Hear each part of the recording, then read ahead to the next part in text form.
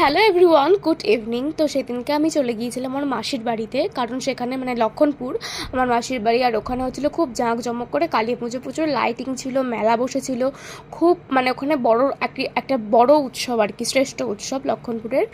তো ওখানে আমরা এই যে চলে এসেছি মাসির বাড়িতে, এটা আমার ভাই। আর এই যে লাইটিং, আর এখানে আমার বোনঝি, এই যে আমার বোনপো, খুব দুষ্টু ছেলে, খুবই দুষ্টু বাচ্চাটা।